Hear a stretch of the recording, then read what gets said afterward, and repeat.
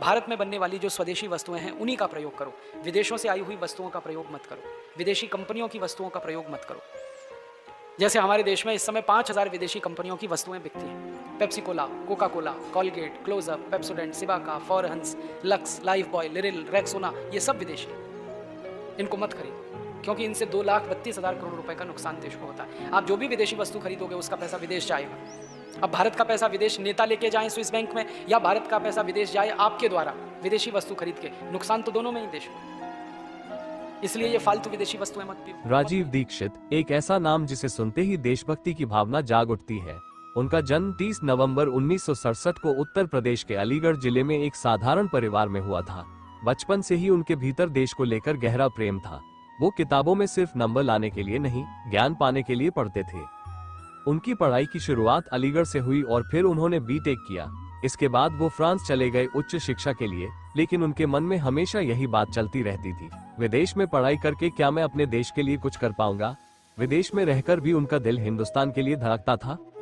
राजीव दीक्षित ने करियर की शुरुआत एक वैज्ञानिक के रूप में की थी, लेकिन एक दिन उन्होंने एक विदेशी कंपनी के अधीन भारतीय श्रमिकों की हालत देखी और वहीं उन्होंने फैसला किया, अब मुझे सिर्फ अपने देश के लिए काम करना है। इसके बाद उन्होंने भारत स्वाभिमान आंदोलन की नींव रखी। वो मंच से जोर जोर से बोलते थे, स्वदेशी अपनाओ, विदेशी भगाओ। उन्होंने बताया कि कैसे बड़ी बड़ी विदेशी कंपनियां भारत को आर्थिक रूप से कमजोर कर रही हैं। उन्होंने पेप्सी और कोका कोला जैसे ब्रांड्स का खुला विरोध किया। वो कहते थे, जो चीज शुद्ध नहीं है वो शरीर को नहीं, व्यापार को नुकसान देती है। राजीव दीक्षित ने सिर्फ अर्थव्यवस्था नहीं, बल्कि भारत की संस्कृति, भाषा, चिकित्सा पद्धति और शिक्षा प्रणाली को भी उठाया। उन्होंने आयुर्वेद को विज्ञान से भी आगे माना और अंग्रेजी दवाइयों को बीमारियां छिपाने वाला उपाय कहा। उन्होंने बताया कि अंग्रेजी शिक्षा पद्धति हमें मानसिक गुलाम बनाती है। उनके भाषण इतने प्रभावशाली थे कि लोग घंटों खड़े होकर उन्हें सुनते थे। कोई माइक ना भी हो तो भी उनकी आवाज दूर दूर तक गूंजती थी। वो बोलते थे, आजादी केवल झंडा फहराने से नहीं मिलती, आजादी तब मिलती है जब देश का हर नागरिक आत्मनिर्भर हो। 30 नवंबर 2010 को जब देश उनका 43वां जन्मदिन मना रहा था, उसी दिन अचानक उनकी मृत्यु की खबर आई।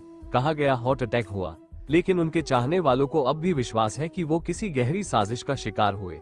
उनकी मौत पर कई सवाल आज भी अनसुलझे हैं। राजीव दीक्षित भले आज हमारे बीच नहीं है, लेकिन उनके विचार, उनके भाषण और उनका देश प्रेम आज भी हर युवा के दिल में जिंदा है। उन्होंने हमें बताया कि सच्चा देशभक्त वही है जो बिना किसी लालच के अपने देश के लिए खड़ा हो।